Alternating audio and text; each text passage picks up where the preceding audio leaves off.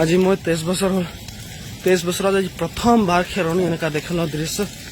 আজিলৈকে জিন্দগীত ভবা নাই যে খেৰণী এনেকা হ'ব পাৰে আমাৰ এই যে খেৰণী মৰমৰ খেৰণী আছিলে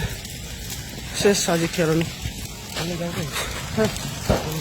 আজি নাই আমাৰ খেৰণী